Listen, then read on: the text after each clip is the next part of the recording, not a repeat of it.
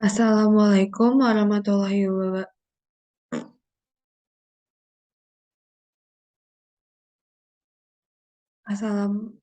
Assalamualaikum warahmatullahi wabarakatuh. Selamat pagi Pak Sarwo Pranoto selaku dosen. Assalamualaikum warahmatullahi wabarakatuh. Selamat pagi Pak Sarwo Pranoto selaku dosen transformasi digital. Saya Najwa Fatimah Hafiza dengan NIM 2111244007 dari kelas 3B PG PAUD. Di sini saya ingin menjelaskan tentang etika dan privasi digital. Nah, yang pertama ini ada pengertian. Etika atau etik dapat didefinisikan sebagai sekumpulan asas atau nilai yang berkaitan dengan tata cara atau adat mengenai benar dan salah yang dianut oleh suatu golongan atau masyarakat. Jadi, etika ini mengacu pada kode, norma, dan prosedur yang mengatur kehidupan dan interaksi sehari-hari, kesopanan, dan keterangan dalam institusi masyarakat dan budaya. Jadi, jika kita ingin membahas mengenai etika digital, maka kita ini juga perlu mengetahui pengertian dari TIK. Nah, apa sih TIK itu? TIK adalah segala cara atau alat yang terintegrasi yang memungkinkan kita untuk menerima informasi atau bertukar informasi secara berkomunikasi. Nah, lalu selanjutnya ini pengertian TIK secara lebih luas ini meliputi semua aspek yang berhubungan dengan mesin atau kita bisa sebut dengan komputer dan cara yang digunakan untuk pengumpulan, menyimpan, dan menganalisis ini berdasarkan dalam suatu bentuk informasi.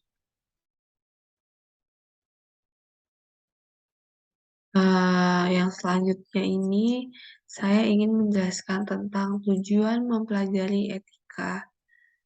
Yang pertama, untuk mendapatkan konsep yang sama mengenai penilaian baik dan buruk bagi semua manusia dalam ruang dan waktu tertentu. Lalu selanjutnya, yang kedua, etika membuat kita memiliki pendirian dalam pergolakan berbagai pandangan moral yang kita hadapi. Lalu selanjutnya, yang ketiga, membantu agar kita tidak kehilangan orientasi dalam transformasi budaya, sosial, ekonomi, politik, dan intelektual dewasa ini melanda dunia kita.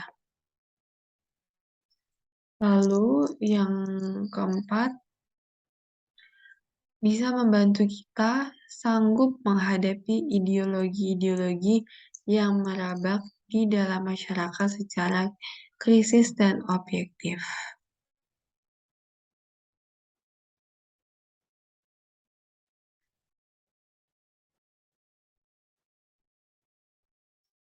Yang selanjutnya, saya ingin menjelaskan tentang ruang lingkup etika digital. Jadi, etika digital ini tidak dapat dipisahkan dari permasalahan-permasalahan seputar penggunaan TIK. Nah, beberapa ruang lingkup atau isu yang terkait dengan etika digital meliputi keamanan komputer, kejahatan dunia maya, privasi digital, netiquette, haki, dan tanggung jawab profesi. Nah, di sini saya akan menjelaskan dari yang pertama dulu, yaitu ada keamanan komputer. Nah, keamanan komputer ini merupakan bentuk perlindungan informasi yang disimpan dalam sistem komputer sebagai lawan untuk melindungi informasi yang sedang dikirim atau keamanan jaringan.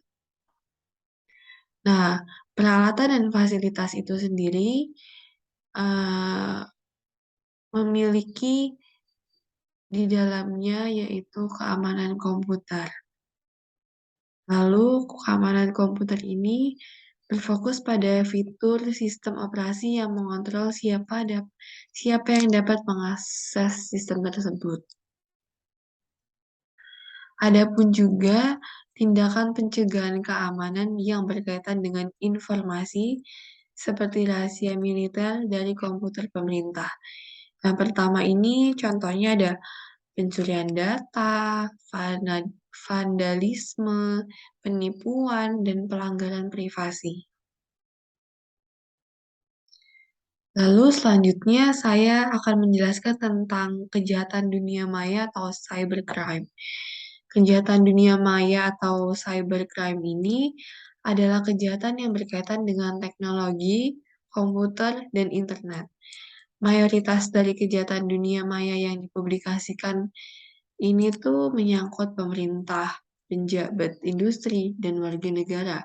Jadi hampir seluruh manusia yang ada di bumi ini bisa uh, mendapatkan kejahatan dunia maya.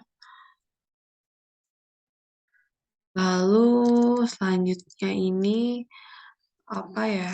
Di seluruh dunia ini tuh ada yang namanya kejahatan dunia maya seperti contohnya cracking privacy, cyber stalking, cyber terrorism, dan lain-lain.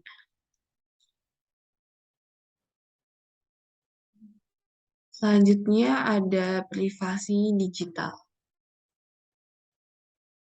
Nah, privasi digital ini adalah ketika seseorang menggunakan internet dan perangkat yang terhubung tanpa mengorbankan informasi yang dimiliki. Setiap pengguna yang memiliki tingkat kenyamanan yang berbeda dalam hal privasi digital. Jadi ini mencakup 3 subkategori, yaitu yang terkait privasi informasi, privasi komunikasi, dan privasi individu.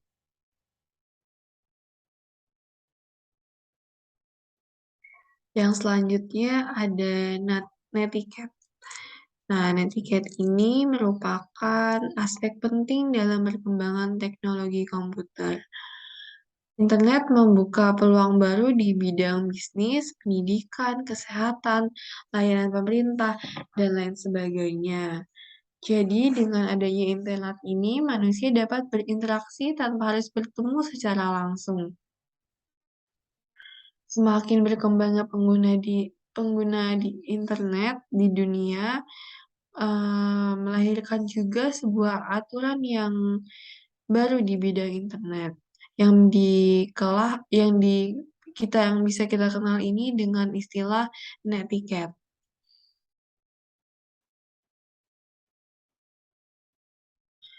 Netiquette ini memiliki standar yang diterapkan oleh IETF atau The Internet Engineering Task Force, yang merupakan komunikasi internasional terdiri dari operator, perancang jaringan, dan peneliti yang terkait dengan pengoperasian internet.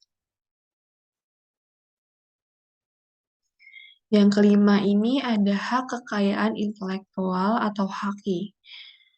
Hak kekayaan intelektual ini bisa dimaknai sebagai hak atas suatu karya atau benda yang berasal dari pemikiran manusia. Sesuai dengan pasal 499 KUA Perdata menyebutkan bahwa menurut paham undang-undang, yang dimaksud dengan benda ialah tiap barang dan tiap-tiap hak yang dapat dikuasai oleh hak pemilik. Nah, hak ini yaitu yang dilindungi adalah haknya, bukan invensi dari hak tersebut. Beberapa contoh kekayaan intelektual merupakan hasil pemikiran yang berupa ide yang diwujudkan dengan bentuk penemuan atau karya. Bisa bisa Contohnya bisa seperti seni, desain, simbol, kreasi, tata letak, atau lain sebagainya.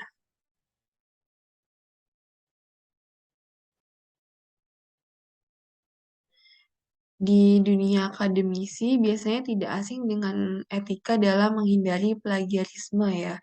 Jadi plagiarisme ini merupakan aksi pengambilan karya milik orang lain yang kemudian diakui sebagai milik pribadi. Sedangkan pelanggaran ini itu adalah pelanggaran kekayaan intelektual, yang dimana tentang aksi mendapatkan keuntungan dari pekerjaan atau produk tertentu. Sebagai contohnya nih, apabila kita membuat salinan buku teks tanpa izin dan menjualnya, maka itu termasuk ke dalam pelanggaran kekayaan intelektual penulis. Yang terakhir ada tanggung jawab profesi. Apa sih yang dimaksud tanggung jawab profesi ini? Nah, para profesional di bidang TIK saat ini tuh sudah memiliki spesialisasi bidang pengetahuan tertentu. Hal tersebut tentu berpengaruh sekali ya terhadap posisi mereka di masyarakat dan memiliki tanggung jawab profesi yang sangat dituntut sebagai konsekuensi dari spesialisasi bidang pengetahuan yang dimiliki. Nah, di sisi lain, selain itu profesional di bidang TIK ini tentu memiliki pengetahuan mengenai undang-undang hak cipta dan privasi dalam konteks bidang teknologi. Nah, tanggung jawab profesi ini tuh memiliki tuntutan dalam interaksi mereka yang meliputi ya interaksi klien dengan profesional, interaksi profesional dengan profesional lain, serta interaksi profesional dengan masyarakat. Selain membawa selain membawa dampak positifnya, perkembangan tersebut tuh juga akan membawa dampak negatif. Nah, apabila disalahgunakan nih oleh pihak-pihak profesional untuk keuntungan pribadi. Oleh karena itu, etika komputer dan tanggung jawab profesi perlu dipahami oleh profesional di bidangnya agar tidak terjadi disalahgunakan oleh pihak-pihak yang merugikan. Baik, selanjutnya ada contoh pelanggaran etika dalam penggunaan TIK ya. Yang pertama ini ada keamanan komputer. Sebelumnya saya ingin menyebutkan dulu yang pertama ini ada keamanan informasi, keamanan komputer, dan keamanan cyber. Nah, pertama ini ada keamanan komputer. Keamanan komputer ini pada dasarnya adalah bebas dari bahaya atau lebih khusus lagi bebas dari kejadian yang tidak diinginkan, seperti penyalahgunaan berbahaya dan tidak sengaja. Lalu keamanan juga merupakan ukuran seberapa baik suatu sistem menahan penetrasi oleh pihak luar, penyalahgunaan oleh orang dalam. Salah satu cara kita nih untuk memastikan persamaan dan perbedaan di antara istilah-istilah ini adalah dengan membedakan aspek yang dijamin keamanannya. Berikut saya paparkan pengertian dari tiga istilah tersebut.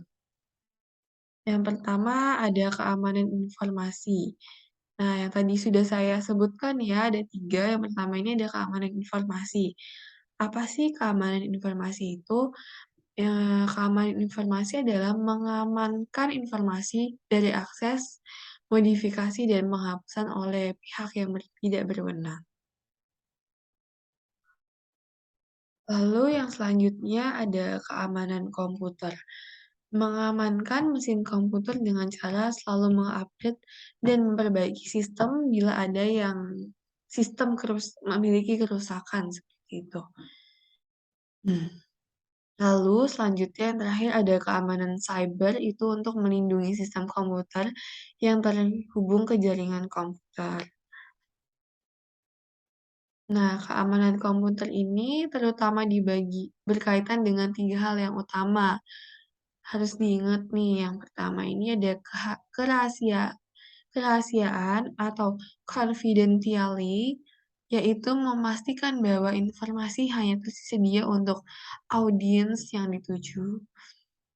Lalu selanjutnya ada integritas atau integrity, yaitu melindungi informasi agar tidak dimodifikasi oleh pihak yang tidak berwenang. Lalu yang terakhir ini ada ketersediaan atau availability, yaitu melindungi agar informasi dapat tersedia pada saat yang dibutuhkan.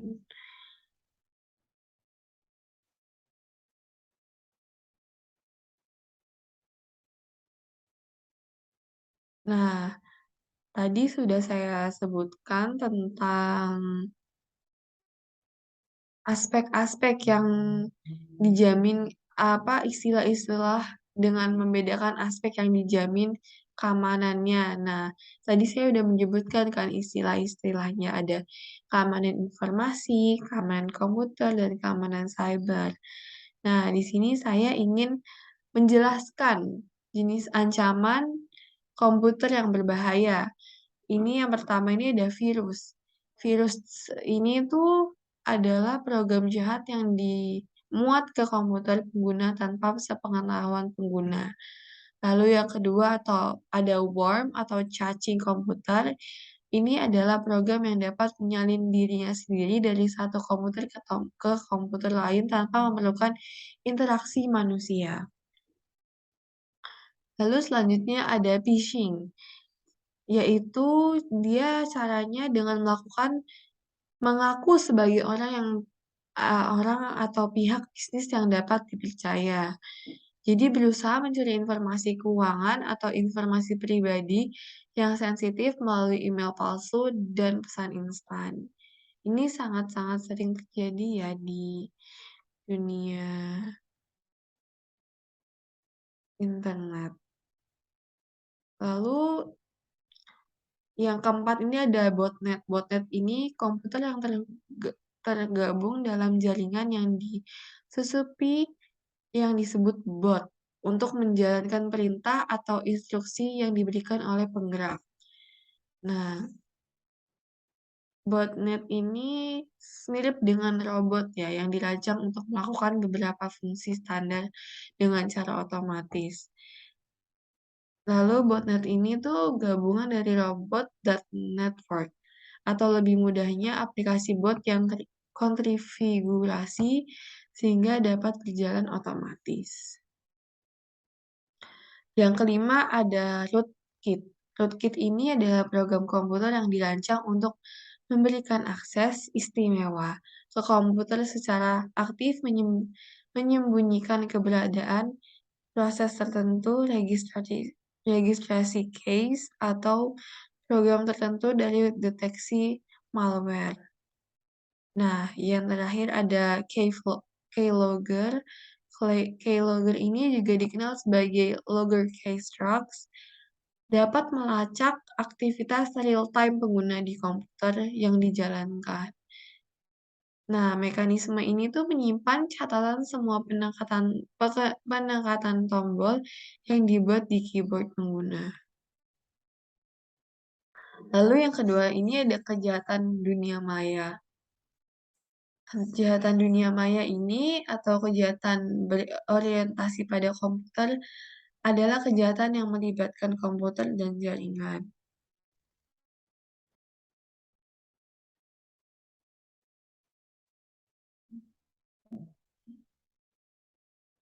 Berikut ada contoh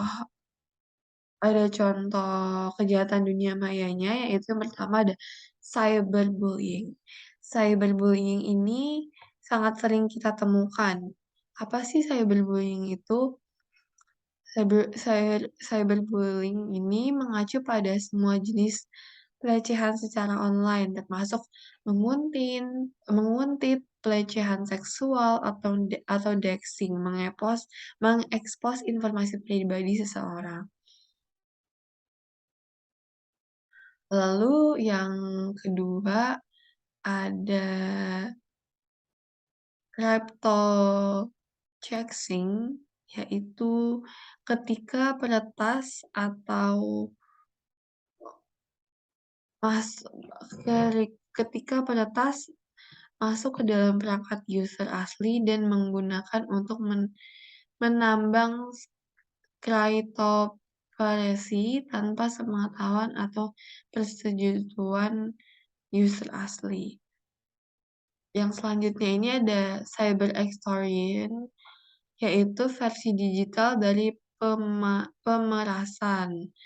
Nah, yang terakhir ada cyber espionage, yaitu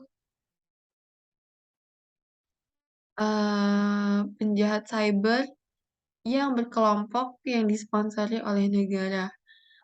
Apa misalnya apa ya, kayak maraknya kejahatan dunia maya yang terjadi belakangan ini tuh menjadi perhatian, jadi perlu diupayakan penggulungannya. Nah, yang dapat kita lakukan ini untuk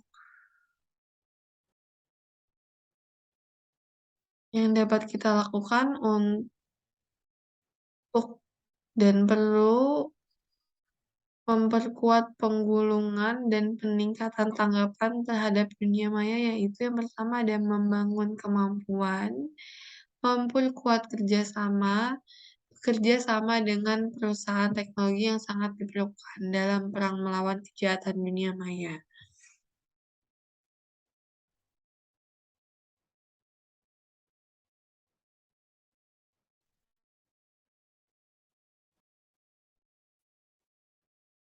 Yang selanjutnya saya akan menjelaskan tentang keamanan data. Yang pertama ada account security. Setiap orang ini harus menggunakan pengelola kata sandi untuk membuat akun dan mengikat kata sandi yang kompleks dan berbeda. Jadi orang lain akan susah untuk masuk ke account kita. Yang kedua ada protect your web browsing. Untuk mengamankan saat melakukan browsing atau data, pengguna internet ini harus menginstal HTTPS Everywhere. Ini tuh bisa mengarahkan ke versi situs yang aman. Jika situs mendukungnya sehingga menyulitkan penyerang, yaitu terutama jika Anda menggunakan Wi-Fi publik di kedai kopi, bandara, atau hotel. Yang ketiga ini ada update your software and device. Jadi sistem operasi telepon dan komputer, browser web, aplikasi populer, dan perangkat rumah pintar ini tuh harus melakukan pembaruan. Biasanya ini jauh lebih baik untuk menghalangi peretas daripada perangkat lunak antivirus. Lalu selanjutnya ada lock down your phone in case you lose it. Kita perlu memastikan tidak ada yang bisa masuk ke ponsel kita apabila kita kehilangannya atau seseorang mencurinya. Upaya yang bisa kita lakukan antara lain ini menggunakan kode sandi yang kuat, atau sidik jari juga bisa, atau wajah. Lalu selanjutnya menggunakan fitur pelacakan jarak jauh ponsel. Sehingga apabila terjadi kehilangan ponsel, maka kita dapat melihat area lokasi, serta memungkinkan kita untuk menghapus data di ponsel melalui jarak jauh. Yang kelima ini ada enable encryption on your laptop. Jika kita kehilangan laptop, pencuri yang mendapatkan perangkat kita memungkinkan mengakses ke data yang kita miliki. Bahkan tanpa kata sandi, pencuri biasanya masih dapat menyalin file dari laptop. Jadi, laptop bisa dilihat-lihat fotonya, datanya, dan lain-lain. Meskipun enkripsi mungkin terdengar seperti suatu dari film mata-mata ya, tapi sebenarnya ini tuh sederhana dan memungkinkan untuk diaktifkan dengan perangkat lunak bawaan seperti sistem informasi. Itu adalah salah satu upaya untuk menanggulangi hal, eee, perangkat data kita dicuri, seperti itu. Lalu materi yang terakhir ini ada pemaparan dari saya, yaitu penerapan etika dan privasi digital. 5 prinsip etika dalam era transformasi digital ini perlu diterapkan. Yang pertama ada design of privacy, security, and integrity. Di era digital ini, transformasi dan integritas harus menjadi nilai inti yang dapat menjadi acuan perilaku profesional. Organisasi maupun perorangan harus menggunakan data dengan cara yang bertanggung jawab dan etis.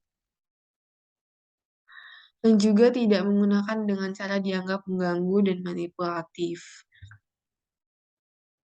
Beberapa pihak yang berorientasi bisnis seringkali tuh ditarik karena jumlah datanya pelang jumlah jumlah data pelanggan yang mereka kumpulkan ini tuh digunakan untuk tujuan monetisasi atau keuntungan uang. Oleh sebab itu tuh perlu adanya transparasi seputar pertukaran informasi terkait keuntungan antara pelanggan dan penyedia layanan.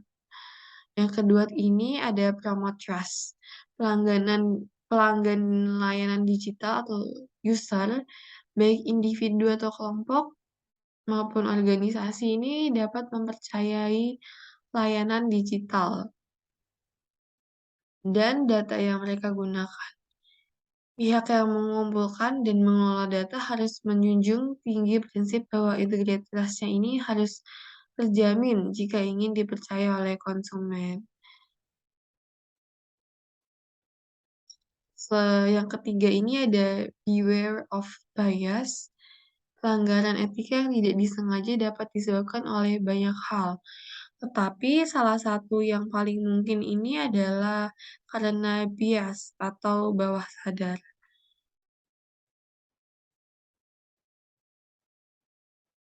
yang dapat mempengaruhi perilaku manusia.